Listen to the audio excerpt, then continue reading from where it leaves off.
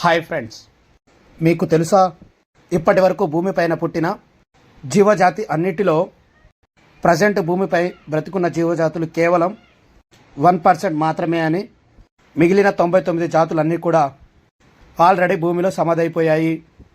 50 కోట్ల సంవత్సరాల క్రితమే కోట్లాది జీవులు ఈ భూమిపైన పుట్టాయి. కానీ వాటిలో 99% జాతులు భూమిపై జరిగిన ఒక ప్రళయం కారణంగా శాశ్వతంగా అంతరించిపోయాయి. వాటి సమాధులపైనే ప్రస్తుతం మనం జీవిస్తున్నాము. ఒక జాతి అప్పటి జీవులు అన్నిటికీ రారాజుగా ఉండేది. సుమారు 10 కోట్ల సంవత్సరాల పాటు భూమిపై ఉన్న జీవరాశి అన్నిటినీ శాసించింది. ఆ జీవి పేరే డైనోసార్స్. రారాజులో బ్రతికిన డైనోసార్స్ వాటి జాతి మొత్తం ఎలా అంతరించిపోయింది.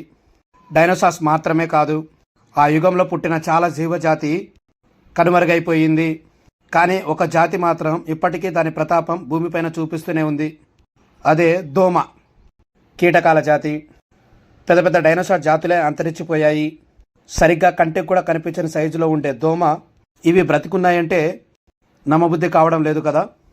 ఈ వీడియో చూడకపోతే ఎప్పటికీ మీకు ఈ విషయం అర్థం కాదు. అందుకే ఈ వీడియోని స్కిప్ చేయకుండా పూర్తిగా చూడండి. Let us start today's episode. ఇప్పటి నుంచి 65 మిలియన్ సంవత్సరాల క్రితం ఉన్న భూమి ఇప్పుడు మనం చూస్తున్న భూమికి ఏమాత్రం పొంతన లేదు. ఎంత డిఫరెంట్ అంటే, ఇప్పుడున్న ఆకాశాన్ని అంటే హిమాలయాలు అప్పుడు లేవు. కానీ 10 కోట్ల సంవత్సరాల పాటు పర్వతాలంత ఎత్తులో డైనోసార్లు జీవించి ఉన్నాయి. వీటిలో కొన్ని జంతువులు వేటాడి ఆహారంగా తీసుకునే మాంసాహారులైతే మరికొన్ని కూడా స్వభావంలో శాంతంగా ఉంటూ శాకాహారులుగా ఉండేవి. ఆ కాలంలో భూమిపైన ఆక్సిజన్ చాలా ఎక్కువగా ఉండేది. చాలా భారీ భారీ సైజులో ఉండే డైనోసార్స్కు కాంపిటీషన్గా మరే జంతువు కూడా ఉండేది కాదు. అవే దేవుడు అని అనుకునేవి. కానీ అప్పుడు వాటికి తెలియదు వాటి మొత్తం జాతి ఒక చరిత్రగా అయిపోతుంది అని. కొన్ని కోట్ల సంవత్సరాల క్రితం భూమి నుంచి చాలా దూరంలో ఉన్న మాస్క్ మరియు బృహస్పతి మధ్యలో 2 ఆస్ట్రాయిడ్స్ ఒకదానికి ఒకటి ఢీకొని ఒక పెద్ద విస్ఫోటనం జరిగింది. 2 ఆస్ట్రాయిడ్స్ ముక్కలు ముక్కలుగా చెల్లాచెదురైపోయాయి.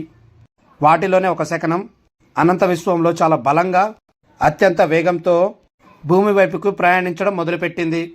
దాని ఆకారం మౌంట్ ఎవరెస్ట్ కంటే పెద్దది. సంవత్సర కాలం పాటు ఆ శకనం గంటకు 22,000 కిలోమీటర్లు/అవర్గా వెళ్ళేది. అంత స్పీడ్తో ప్రయాణించిన ఆస్ట్రాయిడ్స్ చంద్రునికి దగ్గరగా వెళ్ళిన వేగంలో మాత్రం ఏమీ తేడా రాలేదు. అదే వేగంలో భూమి వైపుకి తన ప్రయాణం సాగించింది. ఇక ఏ విధంగానూ ఆస్ట్రాయిడ్స్ స్పీడ్స్ తగ్గడం కానీ దారి మళ్ళడం కానీ జరగలేదు. అదే సమయంలో భూమి మీద ఎంతో ప్రశాంతంగా పచ్చని వాతావరణంలో డైనోసార్తో పాటు మిగిలిన జీవజాతి అంతా హాయిగా నివసిస్తుంది. వాటికి అప్పుడు తెలీదు వాటి ప్రాణాలు తీయడానికి అంతరిక్షం నుండి ఒక శకనం వస్తుంది అని.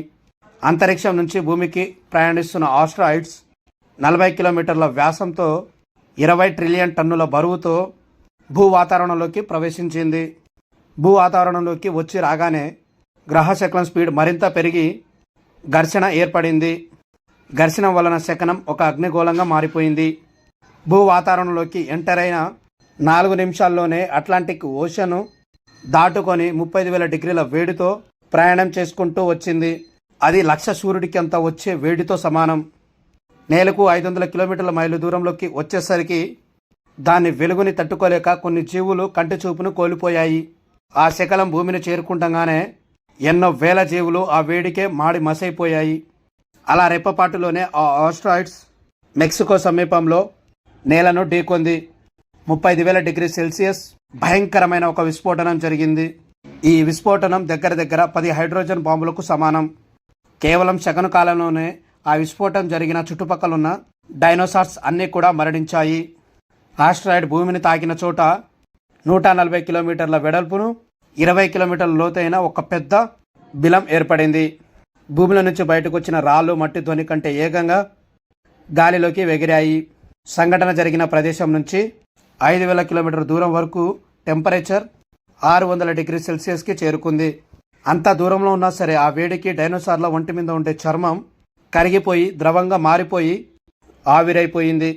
ఆ విస్ఫోటనం వలన రేగిన దుమ్ము ఒక పెద్ద మబ్బులాగా మారిపోయింది. మరుగుతున్నటువంటి ఏడిగాలులు అడవులన్నింటినీ దహించి వేశాయి. ఈ వేడి నుంచి తట్టుకోవడానికి కొన్ని చిన్న చిన్న జంతువులు భూమి లోపలికి చేరుకున్నాయి. చిన్న చిన్న జంతువులు అలా చేయగలిగాయి, కానీ పెద్ద పెద్ద జంతువులు అన్నీ కూడా మారణకాండం నుంచి తప్పించుకోలేకపోయాయి. పేలుడు దాటికి వేలుపడిన దట్టమైన పొగ వాతావరణంలో కలిసిపోయాయి. అలా కొన్ని నెలల పాటు భూమి అంతటినీ చీకటి కమ్మేసింది. దానితో సూర్యకాంతి లేక మిగిలిన కాస్త చెట్లు కూడా మరణించాయి. అలా డైనోసార్స్కి ఏ మూల కూడా జీవించడానికి వీలు లేకుండా పరిస్థితులు ఏర్పడ్డాయి.